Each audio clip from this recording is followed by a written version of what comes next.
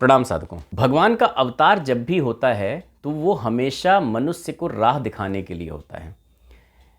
काम तो ईश्वरीय चेतना तब भी अपने विराट रूप में भी कर ही सकती थी, किसी से करवा सकती थी, लेकिन एक महामानव को उतार के उसके आचरण से उससे काम पूरा करवाने के पीछे भगवान का प्रयोजन ये होता है कि वो ऐसा संदेश दे सके महामानव को कि भाई इस तरह से जीवन जीना चाहिए।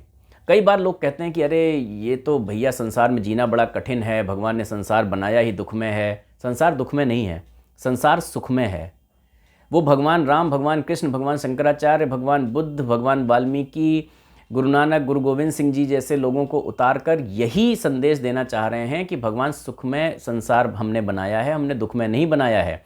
तो ये जो अवतारी चेतनाएं होती हैं ये अपने आचरण से इस तरह की शिक्षा देती हैं कि आपको इस तरह का जीवन जीना चाहिए।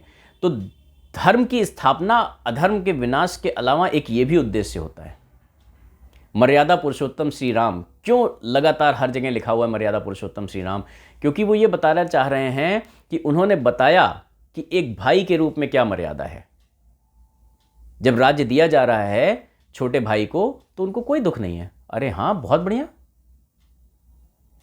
जब पिता कह दे रहे हैं कि वन चले जाओ तो वो कह रहे हैं अरे पिता ये तो बहुत बढ़िया, पिता दीन मोहि कानन राजू। अपनी माता के पास जाके कहते हैं, वो कोई बुराई नहीं करते, वो कहते पिता दीन मोहि कानन राजू। वो कहते ये तो अयोध्या का राज्य है, छोटा सा लिमिटेड है, बाकी तो बहुत बड़े भूभाग पे तो वन ही है, उन्होंने मुझे वन का राज्य दे दिया, ये छोटा राज्य भरत को दे दिया, छोटे भाई को। पिता दीन मोहि कानन राजू। आप सोचिए जब वो पहुंचे होंगे और उन्हें ये बात पता चली होगी और अब उन्हें माता कौशल्या के पास जाना है, तो आज मतलब एक नॉर्मल कोई अगर पर्सन हो तो वो जाके क्या कहेगा कि अरे देखिए कल रात तक जो है वो राजा बनाने की बात कर रहे हैं, तब कह रहे हैं वन चले जाओ। या अगर अच्छे से भी कहेगा तो भी आप कम्युनिकेशन कैसे करना चाहिए, बात कैसे करनी चाहिए, संवाद कैसे करना चाहिए, ये भी उन्होंने सिखाया। अगर कोई किसी को ये बात नहीं भी बुरी लगेगी तब भी वो माता से इस बात को कहे कैसे, सोच में पड़ जाएगा कि माँ को कैसे बताऊं कि पिता ने मुझे वन जाने को कहा है। अगर माँ से मैं ये कहूँगा कि पिता ने मुझे, वो माता जी ने वचन मांगे थे और उनकी तो कोई गलती है नहीं और उन्होंने बोला कि वन चले जाओ, तब भी माता को क्रोध आएगा कि भाई ये क्या बात है कि आपने वचन दिया ठीक है, वचन आपने दिया, भुगते मेरा बेटा, क्यों भुगते भाई, राइट। लेकिन उन्होंने इसको किस तरीके से प्रस्तुत किया, तो वो अपने आचरण से बता रहे हैं कि अगर कोई ऐसी स्थिति आ जाए तो आप उसे कम्युनिकेट कैसे करें, आप उसे संवाद कैसे करें कि खराब लग ही नहीं रहा। वो क्या कह रहे हैं, वो ये कह ही नहीं रहे हैं कि भगवान वो पिता मुझे वन जाने को कह रहे हैं, वो कह रहे हैं पिता दीन मोहि कानन राजू, वन का राज्य दे दिया है और वहां तो मेरा बहुत अच्छे से सारा काज है। क्यों? क्योंकि बहुत कम भूभाग पे लोग रहते हैं। ज़्यादातर धरती पे उस समय, अभी भी उस समय तो ज़्यादातर भूभाग पे वन ही था। तो वन प्रदेश तो बहुत बड़ा है, मैं इस छोटे से प्रदेश का राजा होता, इससे अच्छा मैं वन प्रदेश का राजा हो गया हूं, जहां पे सारे सिद्ध रहते हैं, मुनि रहते हैं, योगी रहते हैं। मैं उनसे मिलूंगा, उनसे सीखूंगा और फिर वापस आके राज्य करूंगा। उनका पिताजी ने बिल्कुल सही काम किया। बड़ा राज्य, वन का राज्य, वन ज्यादा है, वन का राज्य, बड़ा राज्य दे दिया बड़े भाई को और छोटे भाई को छोटा राज्य दे दिया अयोध्या का। उसके सामने अयोध्या का राज्य तो छोटा है। तो वो बताते हैं कम्युनिकेशन कैसे करना चाहिए, पिता के साथ पुत्र का व्यवहार कैसे होना चाहिए। एक दिन पहले कहा राजा बन जाओ, बन जाएंगे साहब। अगले दिन सुबह कहा वन चले जाओ, चले जाएंगे साहब, कोई दिक्कत नहीं। समभाव कैसे रहा जाता है, जो भगवान श्री कृष्ण ने कहा है समभाव रहो, दुख और सुख में एक, ये भगवान श्री राम ने अपने आचरण से इस वन वाले प्रकरण में बहुत अच्छे से दिखाया है। कैसे समभाव रहेंगे आप। एक दिन पहले राजा बन रहे हैं, रात में जब सोए हैं तो राजा बन रहे हैं, सुबह जब उठते हैं, उठने के साथ बुलाया जाता है कि साहब आपको वन का आदेश हो गया है, क्योंकि माता ने वचन मांगा था। आप सोचिए, हम वन तो बड़ी दूर की, हम राजा तो बड़ी दूर की बात है, एक दिन पहले अगर पिकनिक पे जाने के लिए सोए हों कि सुबह हम उठ के कहीं फलानी जगह जाएंगे और सुबह हमें पता चले कि वो प्रोग्राम कैंसिल हो गया, तो हमारा मूड ऑफ हो जाता है, पूरे दिन हमारा कहीं मन नहीं लगता।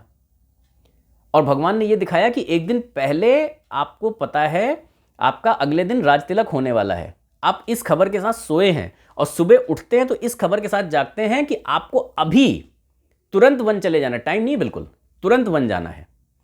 होत प्रात मुनि वेश धर जौन राम वन जाहि। तो कैकेयी जी ने ये शर्त नहीं रखी थी कि वनवास है, नहीं, रात में वर मांग रही हैं और कह रही हैं होत प्रात मुनि वेश धर जौन राम वन जाए मोर मरन राउर अजस। तो वो कह रही मैं मर जाऊंगी और आपका अबजस हो जाएगा। यानी कि अगर सुबह होते नहीं चले गए तो वन नहीं चले गए तो मैं मर जाऊंगी, आपको अबजस मिलेगा। और कैसे? वन भी ऐसे नहीं जाना है, तापस बेस विशेष उदासी 14 बरस राम वनवासी। तपस्वी वेश में जाना है, विदेश बिल्कुल विशेष उदासीन होकर, कोई राजसी वस्त्र नहीं पहनने, कुछ नहीं पहनना, ऐसे जाना है। और उस स्थिति में भगवान राम चुपचाप चले जाते हैं, आचरण प्रस्तुत करते हैं अपना। और वहां पर लक्ष्मण जी भी तुरंत भाई के साथ चले जाते हैं। वो भी वही पहले आते हैं, बड़ा वो करते हैं, लेकिन जब भगवान राम समझाते हैं कि अच्छा, मतलब जो पिता दुखी हैं वैसे ही इस बात से कि उन्हें वन भेजना पड़ रहा है, मैं उनसे जाके विरोध करूं और ज़्यादा वो करूं तो ये कितना अच्छा लगेगा। तो लक्ष्मण जी को जब बात समझ में आती है वो भी जाते हैं। सीता जी कहती हैं हम भी चलेंगे। उन्होंने पत्नी का आचरण बताया क्या होना चाहिए, लक्ष्मण जी ने बताया यहाँ पर क्या आचरण होना चाहिए। तो कई जगह पर भगवान वाल्मीकि ने ये लिखा है कि ब्रह्म का प्रादुर्भाव 4 रूपों में हुआ था। राम, लक्ष्मण, भरत, शत्रुघ्न के रूप में ब्रह्म का जन्म हुआ था दशरथ जी के घर में। चारों अपने अपने अंश में थे। तो वो लोग भी आचरण, भरत अपना आचरण प्रस्तुत करते हैं, लक्ष्मण जी अपना। भरत जी का तो चरित्र कहने बैठेंगे तो फिर ये मतलब 10-10, 12-12 मिनट की वीडियो में आएगा ही नहीं, और अगर आएगा तो बहुत लंबा बन जाएगा। आप लोग अगर लिखेंगे कमेंट बॉक्स में तो हम उसको भी पूरी रामायण के तहत लेकर आ सकते हैं, भरत जी का चरित्र, लेकिन अभी यहाँ उसकी चर्चा करना ठीक नहीं है, बहुत लंबा हो जाएगा। तो सीता जी पत्नी का आचरण प्रस्तुत करती हैं, माता कौशल्या माता का आचरण प्रस्तुत करती हैं कि माँ का आचरण कैसा होना चाहिए। उन्होंने कहा कि नहीं नहीं, ये तो बिल्कुल सही बात है कि भाई पिता की आज्ञा माननी चाहिए। परशुराम पे तू आज्ञा राखी मारी माँ तू जगत सब साखी। उनका परशुराम जी ने पिता की आज्ञा रखने के लिए अपनी माँ को मार दिया था, सारा जगत इसका गवाह है। और उसमें जब माता की भी सम्मति है तब तो फिर जाओ, हर तरीके से बन जाना ही सही है। और तुम जाओ फटाफट तैयार हो और कुछ जो भी अच्छा लगे वो खाओ, मतलब कुछ खा पी लो और उसके बाद निकलो। उन्होंने तुरंत वो कहा कोई बात नहीं, जाओ, कोई दिक्कत नहीं है। दुखी हैं वो अंदर से, लेकिन कह रही जाओ। माता का कैसा आचरण होना चाहिए वो उन्होंने वहाँ पर दिखाया। तो इस तरह से, और मतलब अब अगर एक एक हम बताते रहेंगे कि भगवान राम ने कहाँ कहाँ पर क्या क्या आचरण प्रस्तुत किया है तो वो पूरा आ जाएगा। लेकिन कहने का मतलब ये है कि इन छोटे से एग्जाम्पल्स से ये बताने की कोशिश की कि कैसा आचरण होना चाहिए, आपको किन किन स्थितियों में कैसा आचरण करना चाहिए, कैसे संवाद करना चाहिए, कैसे कम्युनिकेट करना चाहिए, ये भगवान अपने आचरण से बताते हैं। इसके लिए भी उनका अवतार होता है, ये भी अवतार का एक उद्देश्य होता है। वाल्मीकि रामायण में वाल्मीकि जी कहते हैं, और जो इस तरह का वो पूरा बताते हैं कि 4 रूपों में प्रादुर्भाव हुआ, तो उसके एक व्याख्याकार हुए हैं गोविंद राज जी। उन्होंने अपना मत व्यक्त किया कि स्वाचार मुखेन मनुष्याम शिक्षयतुम रामादि रूपेण चतुर्धावतार। तो वो साफ कहते हैं कि अपने आचरण रूपी मुख से मनुष्यों को धर्माचरण की शिक्षा देने के लिए राम, लक्ष्मण, भरत, शत्रुघ्न 4 रूपों में भगवान ने अवतार लिया। वाल्मीकि जी ने देवर्षि नारद जी से जब पूछा कि क्या इस समय कोई ऐसा नायक है जिसके साथ सारे गुण एक साथ विद्यमान हों, सारे वो वीर भी हों, वीर्यवान भी हों, बलवान भी हों, धर्मात्मा भी हों, सत्यवादी भी हों, और ये सब होने के साथ कृतज्ञ भी हों और अपने व्रत में दृढ़ रहते हो। तो भगवान वाल्मीकि जी ने नारद जी से पूछा, कान वस्मिन सांप्रतम लोके गुणवान कस्य वीर्यवान धर्मज्ञश्च कृतज्ञश्च सत्यवाक्यो दृढ़व्रता।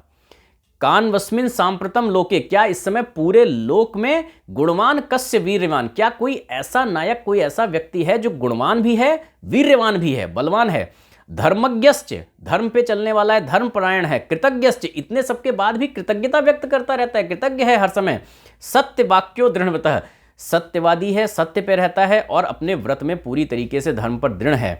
जब ये सब पूछा तो महर्षि वाल्मीकि ने उनको कहा कि बिल्कुल हैं और करीब में ही हैं। उनका आश्रम बहुत ज़्यादा दूर नहीं था वहाँ से, तो उन्होंने कहा कि करीब में ही हैं। अयोध्या के महाराज दशरथ के सुपुत्र श्री रामचंद्र जी ऐसे ही नायक हैं जिन्होंने संसार की सारी विपत्तियों को, कष्टों को सह के और धर्म को जारी रखा है। तो संसार की विपत्तियों का निवारण करने के लिए महामानव स्वयं कष्ट सहते हैं, विश्व कल्याण के लिए घोर प्रयत्न करते हैं। यही एकमात्र उपाय है। जब तक इस तरह के नायक विशिष्ट व्यक्ति आगे नहीं आते और अपनी आदर्शवादी तपश्चर्या का प्रमाण देकर जनसाधारण की विपत्ति का निवारण नहीं करते हैं, तब तक ऐसी परिस्थितियां उत्पन्न होती रहती हैं। तो इनका निवारण करने के लिए ऐसे मानवों को आना पड़ता है। जब तक इस तरह के महामानव आगे नहीं आते, तब तक ये विपत्तियां कभी भी इनका निवारण नहीं होता। और जैसे ही निवारण होता है, फिर थोड़े ये विपत्तियां उठती रहती। इसीलिए भगवान ने कहा है कि धर्म संस्थापनार्थाय संभवामि युगे युगे, जब जब होए धर्म के हानि, यानी जब जब होता है तब तब मैं आता हूं। क्योंकि वो एक बार कर देते हैं, फिर ये सर उठाने लगते हैं, तो फिर धीरे धीरे जब सर उठाते हैं तो फिर भगवान आते हैं।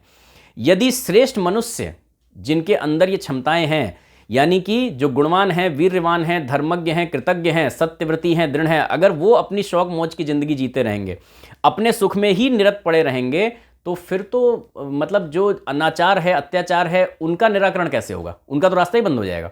तो यही रास्ता दिखाने के लिए इस तरह के अवतार आते हैं कि भैया आप लोगों को निकलना पड़ेगा। इसी चीज़ को समझते हुए देवता चाहते थे कि जो लोग, बहुत सारे लोग कहते हैं कि अरे नहीं, देवता तो अपने चक्कर में पड़े रहते हैं, इसलिए उन्होंने शारदा माता से कहा कि नहीं साहब, वो ऐसी मति फेरो, मंथरा की ऐसी मति फेरो उनकी, ना, ऐसा नहीं है। वो यही चाहते थे। वो कहते थे कि अगर इस तरह के लोग राज सुख में बैठे रहेंगे, घर में बैठे रहेंगे, राजगद्दी पे बैठ जाएंगे, तब तो फिर मतलब कौन संघर्ष करेगा नीति से? कौन मारेगा रावण को? कौन मारेगा बाकी राक्षसों को? कौन छावनियाँ नष्ट करेगा उनकी जो बना ली हैं दंडकारण्य में? तो ऐसी परिस्थितियां उत्पन्न करने के लिए वो फिर शारदा माता से कहते हैं कि विपत्ति हमारी बिलोक बड़ी मात करो सोई आज, राम जाहि बन राज तज हो ही सकल सुरकाज। लोग कहते हैं अरे साहब, देवता ऐसा क्यों चाह रहे हैं? अरे देवता ऐसा इसलिए चाह रहे हैं क्योंकि अगर भगवान राम राजगद्दी पे अयोध्या में बैठ जाते तो फिर तो रावण की नीतियां वैसी चलती रहती हैं। मुनि जो तपस्या वन में कर रहे थे, उनको वो राक्षस उनके वैसे ही खाते रहते। तब भगवान राम दंडकारण्य में कैसे जाते? वो अस्थियों का ढेर कैसे देखते? और भुज उठाए पनकीन, जो उन्होंने भुजा उठा के वो किया, प्रण किया कि निश्चयहीन करो मही, भुज उठाए पनकीन, वो कब किया? जब उन्होंने देखा ना अपनी आंखों से कि ये अस्थियों का ढेर लगा हुआ है। तो पूछा ये अस्थियों का ढेर कैसा लगा हुआ है? तो उन्होंने बताया बाकी ऋषियों ने कि ये तो साहब वो ऋषि मुनि हैं जो यहाँ तपस्या करते थे, राक्षसों ने उनको खा लिया है, उनका ढेर है। तो ये इसलिए ऐसे लोगों को घर से निकल के समाज के लिए काम करना पड़ता है, संघर्ष करना पड़ता है।